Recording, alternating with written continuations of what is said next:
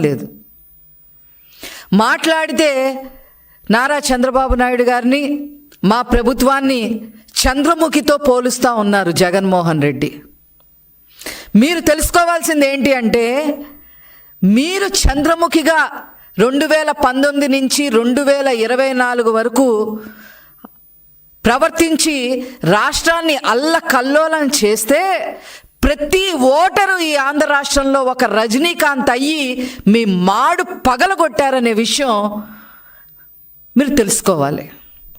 కాబట్టే 151 సీట్ల నుంచి 11కే పరిమితం అయ్యారు అనే విషయాన్ని మీరు గమనించుకోకుండా మా మీద అవాకులు చవాకులు పేలడం కరెక్ట్ కాదు అని చెప్పి జగన్మోహన్ రెడ్డి గారికి చెప్పదలుచుకున్నాం.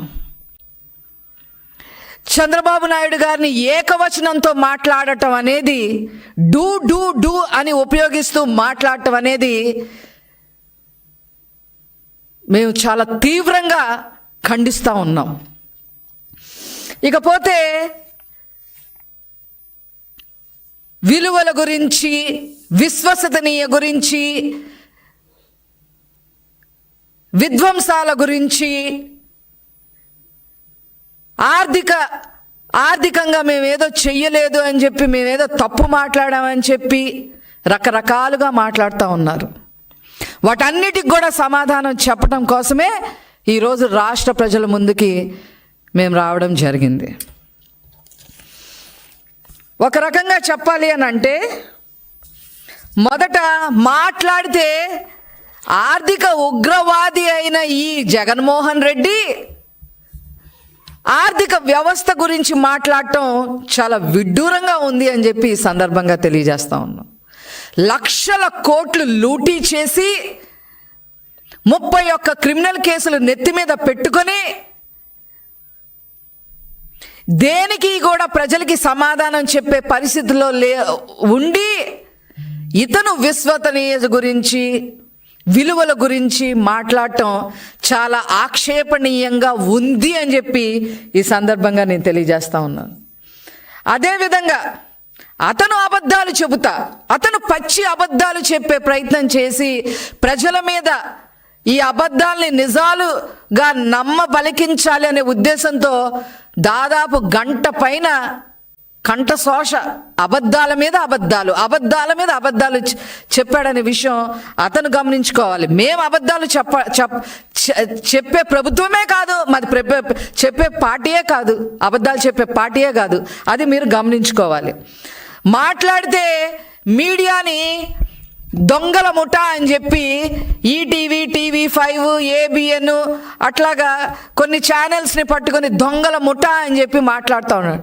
నీకన్నా దొంగల ముఠా అసలు ఎవరున్నారయ్యా ఈ రాష్ట్రంలో? ఎవరున్నారు?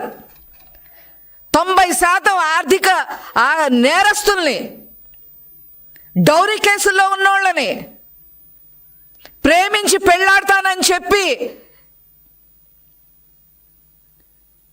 వాళ్ళని హత్యలు చేసిన వాళ్ళని, ఇలాంటి వాళ్ళకి ఎమ్మెల్యేలు, MP సీట్లు ఇచ్చిన మీరు దొంగల ముఠా, ఆ ముఠా, ఈ ముఠా అని చెప్తా ఉంటే ప్రజలు నవ్విపోతున్నారనే విషయం మీరు గమనించుకోవాలని చెప్పి ఈ సందర్భంగా నేను తెలియజేస్తా ఉన్నా.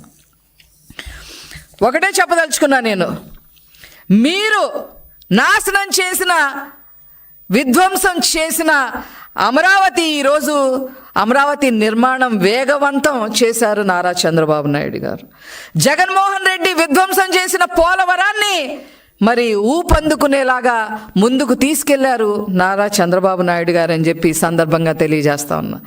జగన్మోహన్ రెడ్డి ఒక్క ఉద్యోగం కూడా ఇవ్వకపోతే ఈనాడు నారా చంద్రబాబు నాయుడు గారు 20 లక్షల ఉద్యోగాలకి ఇవ్వటం కోసం అడుగులు ముందుకు వేశారు. 90% ముందుకు వేశారు. మొన్న దావోస్తో అది తేలిపోయిందనే విషయం జగన్మోహన్ రెడ్డి గమనించుకోవాలి. మీరు విధ్వంసం చేసిన, నాశనం చేసిన సంక్షేమ కార్యక్రమాలన్నీ మళ్ళీ గాడిలో పెట్టింది నారా చంద్రబాబు నాయుడు గారు. ఈరోజు పెన్షన్ 4,000, వికలాంగులకి మరి 6,000, మరీ అస్సలు బాగోని వాళ్ళకి 10,000, 15,000 మరి ఇచ్చి ఈరోజు దాదాపు 64 లక్షల మంది పైబడి మరి పెన్షన్ ఇవ్వడమే కాకుండా సంక్షేమ కార్యక్రమాలు చేయటమే కాకుండా అన్ని రకాలుగా నారా చంద్రబాబు నాయుడు గారు మీరు సంక్షేమ కార్యక్రమాలు విధ్వంసం చేస్తే వారు గాడిన పెట్టారు అని చెప్పి సందర్భంగా తెలియజేస్తా ఉన్నా. అదేవిధంగా లా అండ్ ఆర్డర్ లేని చట్టాలను తీసుకొచ్చి, దిశా చట్టం అని అదని ఇదని తీసుకొచ్చి యువత 30,000 మంది ఆడపిల్లలు ఏమైపోయారో కూడా తెలియని పరిస్థితుల్లో మీరు ఈ రాష్ట్రాన్ని జగన్మోహన్ రెడ్డి నాశనం చేస్తే అవన్నీ గాడిలో పెట్టడమే కాకుండా ముఖ్యంగా యువతని ముందుకు నడిపించేదానికి మంచిగా డ్రగ్స్ పైన కూడా ఉక్కు పాదం మోపారు అనే విషయాన్ని మీరు గమనించుకోవాలని చెప్పి సందర్భంగా తెలియజేస్తున్నా. అదేవిధంగా విద్యారంగం సర్వనాశనం చేశారు. విద్యారంగం జగన్మోహన్ రెడ్డి గారు విధ్వంసం చేశారు విద్యారంగాన్ని. ఈరోజు నారా లోకేష్ గారు దానిని గాడిలో పెట్టడానికి, విద్యారంగాన్ని గాడిలో పెట్టడానికి అహర్నిశలు కష్టపడతా ఉన్నారు. గాడిలో పెట్టేదానికి అడుగులు ముందేశారు. ఇప్పటికే అన్ని విధానపరమైన నిర్ణయాలు 80% తీసుకొని గాడిలో పెట్టడం జరిగింది అని చెప్పి ఈ సందర్భంగా నేను తెలియజేస్తా ఉన్నా. అదేవిధంగా జగన్మోహన్ రెడ్డి గారు వచ్చిన పారిశ్రామికవేత్తలందరినీ ఎల్లగొట్టేసి, పరిశ్రమలందరినీ ఎల్లగొట్టేసి విశాఖపట్నాన్ని నాశనం చేసి అతను మాత్రం కొండ మీద 500 కోట్ల రూపాయలు విలువ చేసే ప్యాలెస్ కట్టుకుంటే ఈరోజు నారా చంద్రబాబు నాయుడు గారు ఏకంగా ప్రధానమంత్రి గారిని మరి విశాఖపట్నం తీసుకొచ్చి 2 లక్షల కోట్ల పైన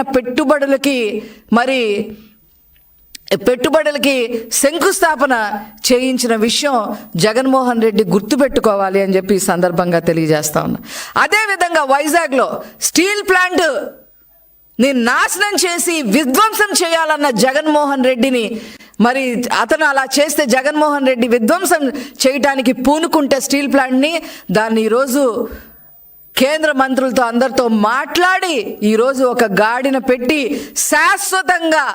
శాశ్వతమైన పరిష్కారాన్ని వైజాగ్ స్టీల్ ప్లాంట్కి తీసుకొచ్చిన ఘన చరిత్ర నారా చంద్రబాబు నాయుడు గారిది అని చెప్పి సందర్భంగా తెలియజేస్తా ఉన్నాం. పెట్టుబడుల గురించి మాట్లాడుతూ ఉన్నాడు ఈ జగన్మోహన్ రెడ్డి.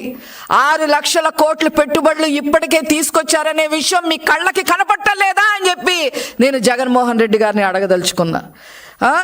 అదేవిధంగా విద్యుత్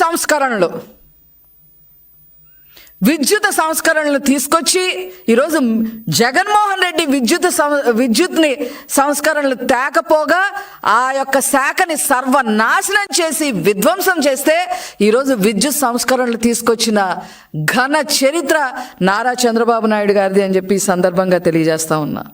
అదేవిధంగా ఉచిత ఇసుక కూడా ఇవ్వకుండా ప్రజల్ని పీల్చుకు తింటూ వాళ్ళ రక్తం కళ్ళ చూసి వాళ్ళని నాశనం చేసిన జగన్మోహన్ రెడ్డి నాశనం చేసి వాళ్ళని విధ్వంసం చేస్తే వాళ్ళ బ్రతుకుల్ని ఈరోజు ఉచిత ఇసుకని ప్రవేశపెట్టి దాన్ని కట్టుదిట్టం చేయడమే కాకుండా నిర్మాణ రంగాన్ని మొత్తాన్ని పటిష్టం చేసిన ఏకైక ముఖ్యమంత్రి నారా చంద్రబాబు నాయుడు గారు అని చెప్పి ఈ సందర్భంగా నేను తెలియజేస్తా ఉన్నా.